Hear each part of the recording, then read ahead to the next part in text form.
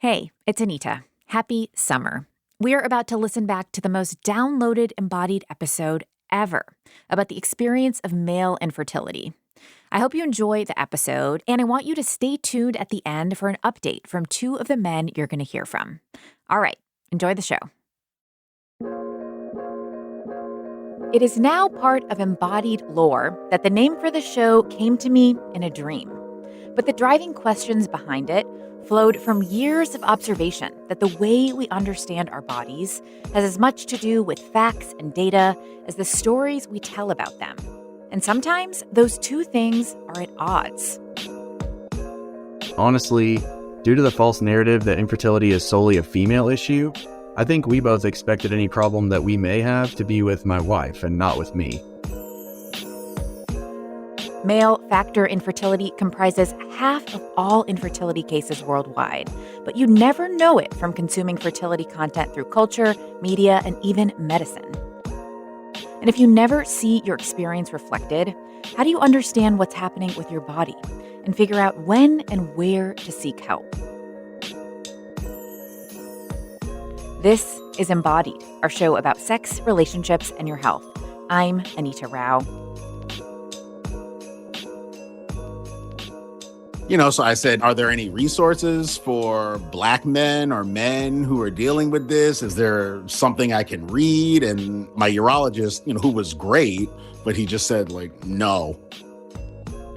That's journalist Jared Wright. He is one of millions of cisgender men of reproductive age in this country with a fertility problem. Infertility is clinically defined as not being able to get pregnant after about a year of trying. So while Jared is statistically in good company, this journey for him has been super lonely. He and his wife, Erica, have been trying to conceive since they got married in 2020. Early on, his wife started urging him to get connected with a urologist and get a semen analysis because his ejaculate was thin. He did and was diagnosed with non-obstructive azoospermia, which means there was no sperm found in his semen. He got connected with a urologist who specialized in fertility issues and then visited his first fertility clinic. I walk in, clearly the only Black person even in the clinic. The patients were all white women. I just remember thinking, there's nobody else that looks like me that is sort of here for that purpose or at all. So, I'm waiting to go in and they open the door and I'm in a dark room. There's a chair. There's just porn up and down, on the tables. And there's a TV with a DVD player. And I just looked around. I said, I am not touching anything in this room if I can help it. Well, so the beginning of this journey, you're obviously experiencing, a lot of newness, a lot of surprise. You begin to really talk about this with your doctors and start asking questions and looking on your own about resources for Black men experiencing infertility in particular. And your kind of journalist curiosity brain began to light up a little bit. And you started to more formally research and report about this and talked with other Black men about their experiences of infertility. Tell me about what you heard from the other men you connected with in your reporting and how that paralleled with your own experience. Well, the one thing I've gathered is, a couple of these guys have much worse insurance than I do, and they're not in a position where they can go forward with the treatments that I'm going through because their insurance doesn't really cover it, and it's way too much money. All those guys also requested to be anonymous, so I'm grateful they decided to take their time to share their stories with me, but there's clearly a stigma and, there's a lot of people that don't want to talk about it. And, for obvious reasons, which are understandable. Well, talk to me about that because those reasons may not seem super obvious to folks. I'm curious about what those barriers were and which of those that you experienced yourself.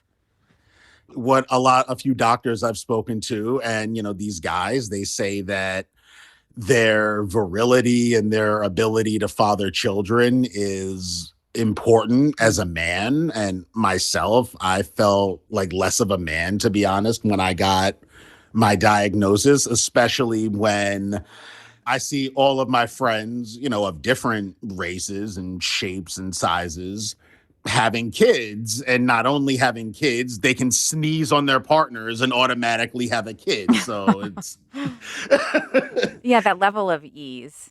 yeah, right. When we first got this diagnosis, I initially told my wife, I'm like, I don't really want to be telling people about all this. And, my wife said, look, if we're going to live in the light, we're going to be very transparent. We're not going to run from this. We're not going to hide from this. And, a lot of the days have been hard, but I definitely feel a lot better being a little bit more transparent about it, being able to talk about it, because like when I first got diagnosed, I didn't see anything. So if somebody wants to Google black male infertility, one of my articles will come up. And so chances are I won't really know about it, but I hope other people can see it and get something out of it.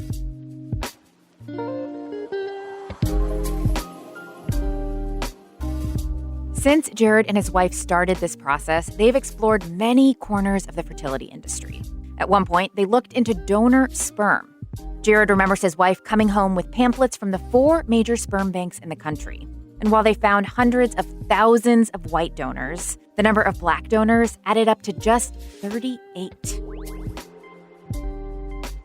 When Jared put on his reporting hat and asked the sperm banks why this was, they said, "When you find out, please let us know." Jared and his wife have also had multiple unsuccessful IVF cycles. The average base cost for one IVF cycle in the U.S. is between $10,000 and $15,000. Luckily, Jared and his wife live in New York, which is one of 14 states with an infertility coverage law in place that covers IVF. So they have had financial support, but they're coming up on the cap on their coverage, which means that the road ahead is a bit uncertain. For Jared, part of the IVF process involves getting sperm extracted directly from his testicular tissue in a procedure known as a microtessie. On the day that we spoke, his next microtessie was 2 weeks away. As much as you dot your I's and cross your T's, there's always something that gets in the way. Like my insurance, we thought we had one additional covered cycle before we had to eat into that cap. So that's been really painful and been really difficult. But, we're pushing through, and, that's going to down the line probably affect how we handle some of these treatments. But, that's okay. Well, we're going to figure it out. After about a year of my wife and I trying to conceive, we discovered that I have azoospermia, or zero sperm. We were completely shocked and devastated. After that diagnosis, my self-esteem plummeted. Being diagnosed as infertile felt like I was stripped of one of the very qualifying descriptors of what it means to be a man. I felt embarrassed, ashamed, and emasculated. I worried about what other people would think about me if they found out. I mostly worried about what my wife would think about me, realizing that I couldn't get her pregnant. Even in my safest and most secure relationship, I didn't feel safe because I was so shaken up about my own identity. It's been about 10 years now where my wife and I found out that we couldn't get pregnant, and it was due to not being able to produce sperm. In this case, I became extremely depressed and lost who I was. Everything I worked hard for didn't matter at the point when I realized I was infertile. I told my wife to leave me because I was feeling that depressed and that lonely. Through our initial effort to conceive prior to my diagnosis, as anyone who's ever struggled with infertility will tell you, sex had become mostly about just trying to get pregnant. After my diagnosis, there was a time when I wondered, what's the point now? Not because I didn't want to, but because I worried that my wife wouldn't, since we couldn't get pregnant anyway. Or worse, that because of my diagnosis, she would no longer be attracted to me. My wife has been incredible through it all and helped show me that she truly loves me no matter what. It honestly was her love and unwavering support that helped me build back that confidence and knowledge of who I am. This experience was the toughest experience of my life. That was Alex, the founder of the Instagram account Pursuing Fatherhood, and Brandon Johnson, a therapist and owner of Infertility Isn't Inferior. Social attitudes about infertility shape not only how people experience a diagnosis, but also whether and when they seek treatment at all. This is something Dr. Paul Shin has observed at the fertility clinic he works for in Washington, D.C. I think it goes back to just men's engagement with the healthcare system. So women have menstrual cycles, they get periods, they get used to going to see the gynecologist on a regular basis. There's a comfort level with talking about reproduction that just doesn't exist for men. For a lot of my guys, their first real engagement with the medical system is an infertility diagnosis, and it's devastating on so many different levels. But there's that cultural perception that women have a more complicated moving part schedule, so it must be a more of a female problem. Women have to be pregnant and have the baby, so by extension, it's their issue with the getting pregnant, and that's totally not the case. So there are numerous causes for male infertility. We've heard Jared talking earlier about issues with sperm and sperm retrieval. Talk to me about an overview of some of the most common causes for men. The gamut of things that can cause male infertility is mind-boggling. It can be something that you're born with. It can be something you've acquired. It can be from congenital childhood conditions. It can be from drug exposure and toxin exposures in the workplace, chemotherapy. There can be medical and genetic diagnoses. There can be surgical causes of male fertility. So there's truly a wide range of different causes that you need to look at and examine. And you know, that's one of the things that I find really rewarding about it, but also really challenging is you have to go down a lot of these different rabbit holes to maybe figure out something that maybe even the patient didn't think was that important, but actually has a lot of significance. So the causes are kind of all over the map. We've been hearing about sperm and the number of sperm and sperm count, and I'm curious about how important sperm count is in fertility and what lifestyle factors are important and relevant when thinking about sperm count. So your initial lens that you're looking at the analysis through is the notion of a couple conceiving naturally through intercourse. And so sperm count is super important because you need motile swimming sperm to get the job done. They've got this crazy American Ninja style warrior course to navigate, and not all the sperm are going to make it through. So you need a decent number of runners to start the race to get them to the finish line.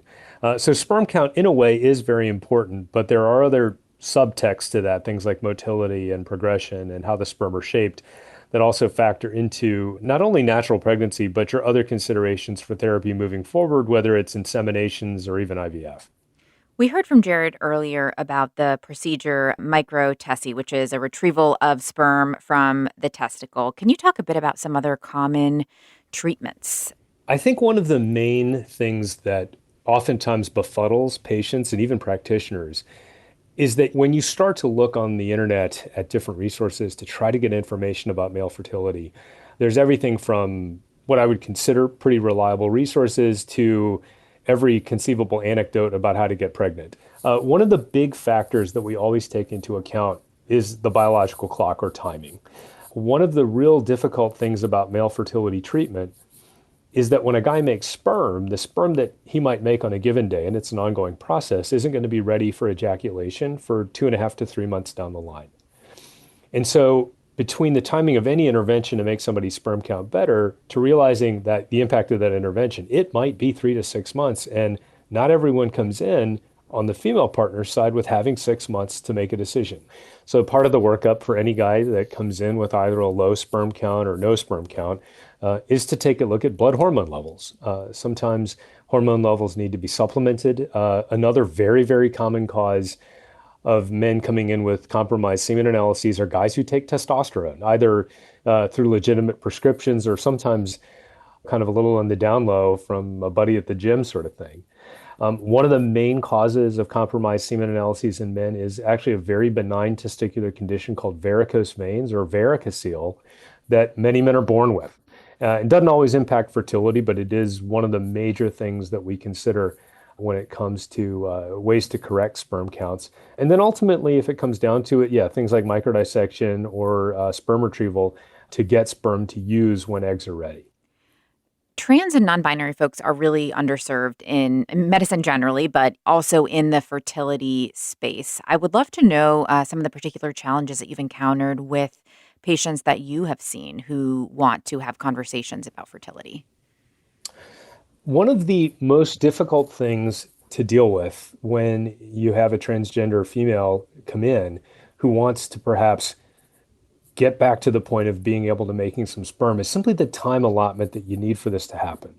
And so when we're consulting with patients who are transgender, it's almost easier to think of it in terms of how you would take care of a cancer patient, where it's much easier to get the sperm sample or semen at an earlier stage prior to hormone therapy. But that's not always feasible or realistic to do either. Everyone's situation at the time that they transition is different.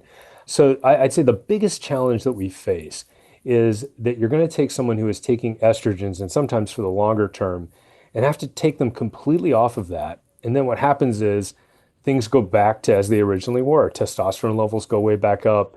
There are some very visible things that happen, hair growth, beard growth, things like that. And it's not as though it's a 2-week process to get sperm back. It can take upwards of, say, 3 to 6 months or sometimes even a year. So it's dealing with the sort of fallout of having higher testosterone levels while you're waiting for the sperm to come back. And that is, I think, the biggest, at least medical challenge that you face. The good news is that in most cases, these things are very doable if you wait it out long enough. And even in patients that have been on estrogens for a number of years, if you just give it enough time, you can see restoration of sperm in the ejaculate, and then you freeze it and save it, and then they can go back on their estrogens.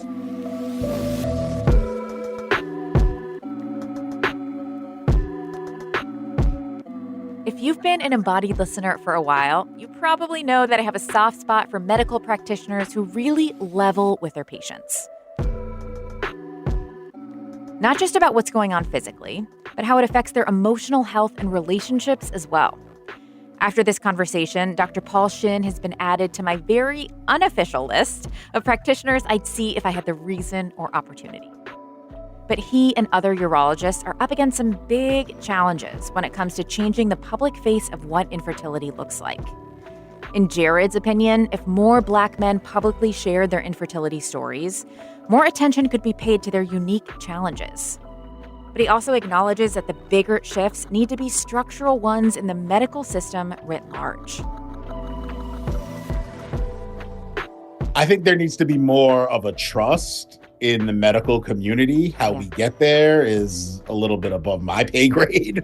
But both of my grandfathers were vets, and one of them in particular, he always went on about how he didn't trust doctors, how he didn't believe in them. And, when I'm 9, 10, 11, I'm just like, Papa, why don't you believe in a doctor? And then, reading things that I read about the Tuskegee experiment and things of that nature, I realized that my grandfathers probably went through a whole lot of messed up stuff that I'll likely never know about.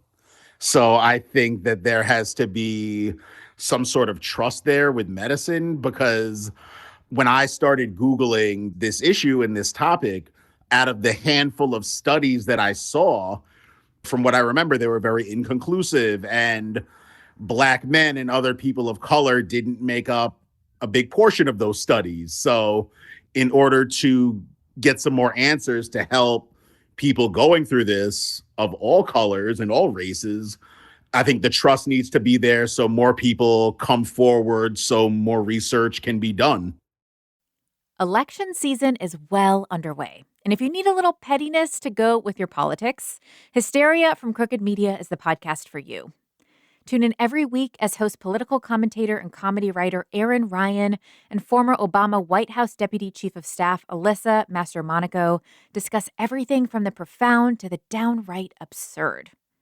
Joined by a bicoastal squad of hilarious women, Hysteria leaves no stone unturned, from reproductive rights and voter suppression to the hottest trending topics. Plus, hear all the behind-the-scenes stories with politicians, actors, writers, and more. New episodes of Hysteria drop every Thursday wherever you get your podcasts.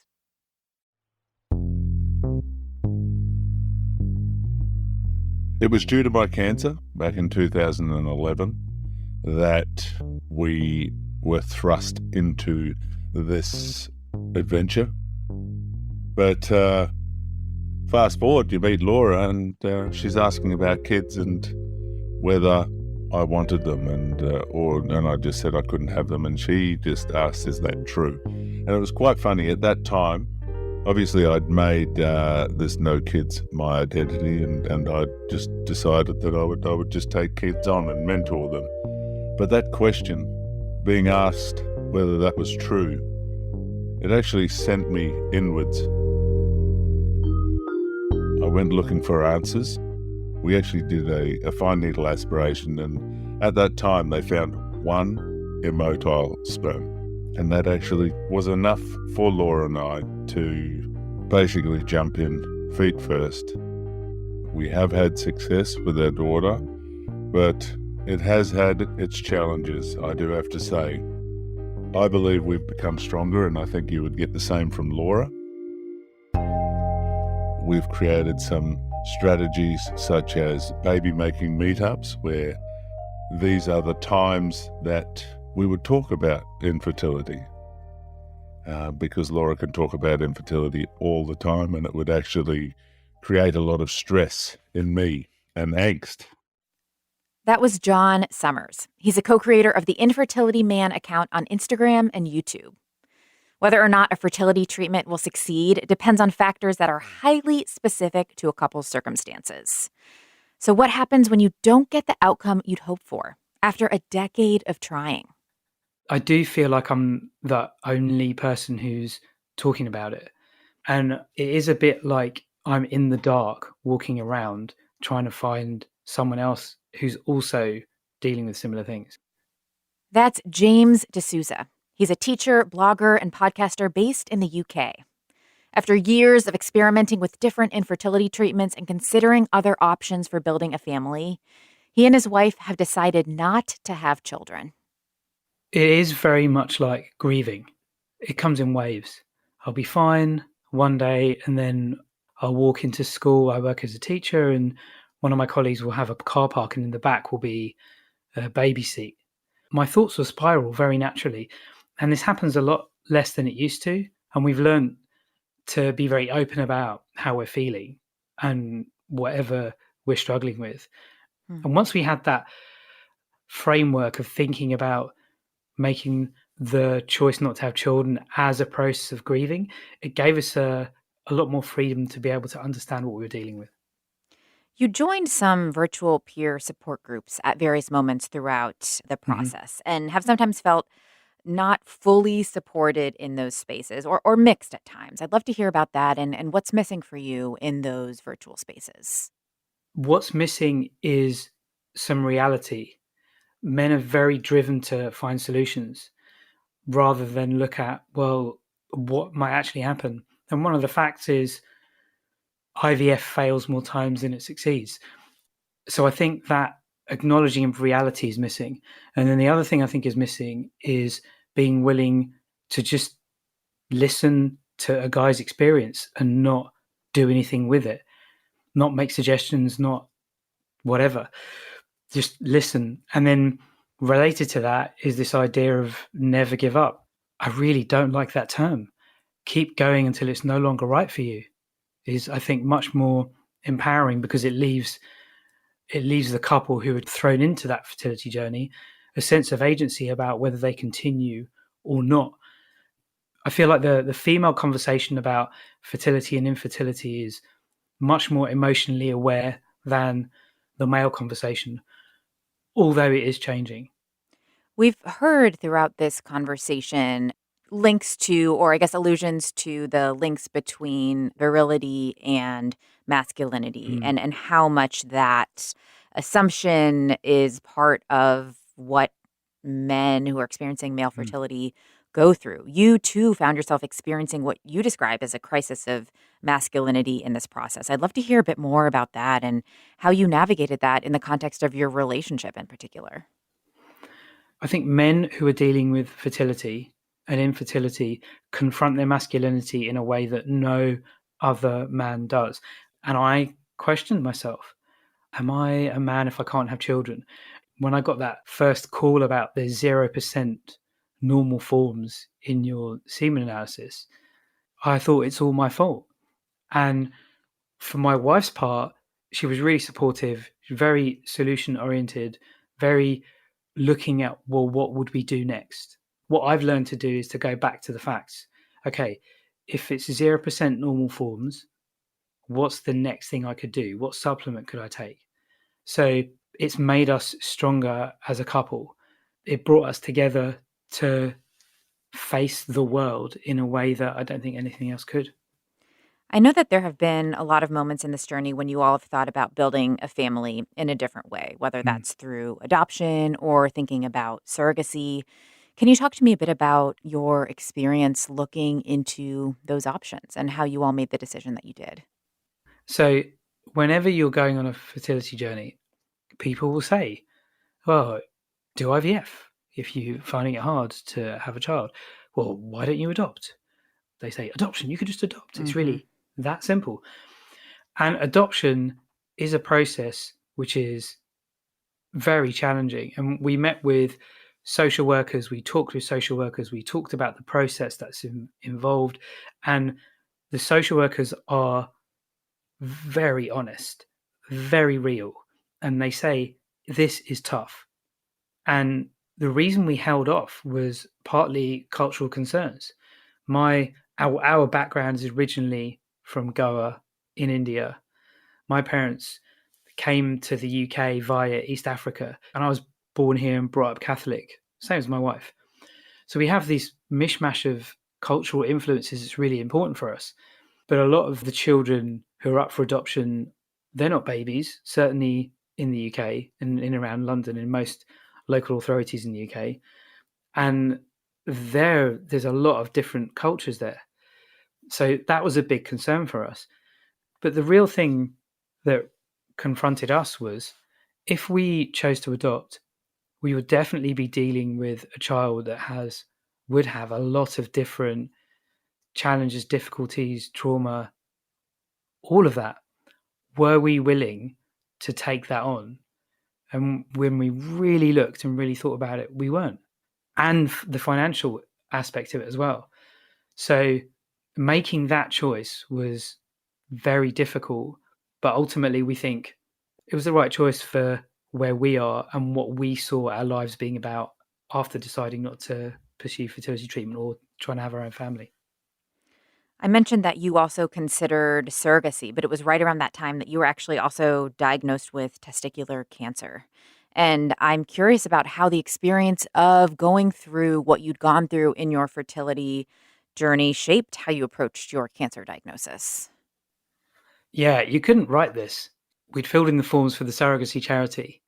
And then about 2 months later, I got diagnosed, with testicular cancer. And then getting a cancer diagnosis and sharing with people that I've been diagnosed with testicular cancer was easier than making the choice not to have children. And it was easier to get people support for that than having fertility treatment.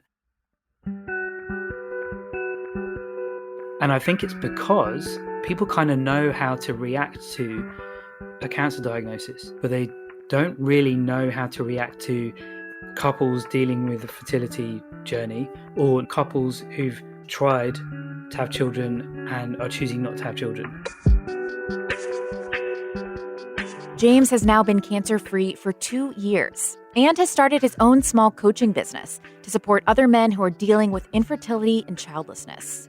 Doing this line of work isn't always emotionally easy, but it's important to him to create space for a part of the fertility conversation that is even more marginalized. People who don't have what would be considered a success story.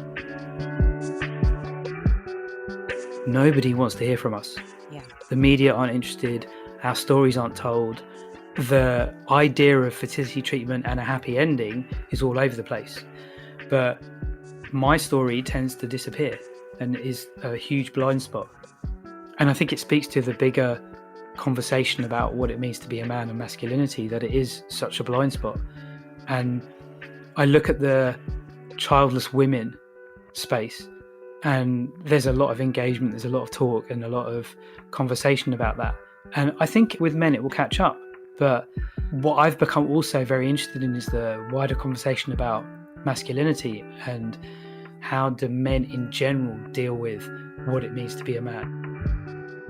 And I think the fertility angle is the thin end of a very big wedge. That's how I'm choosing to look at it.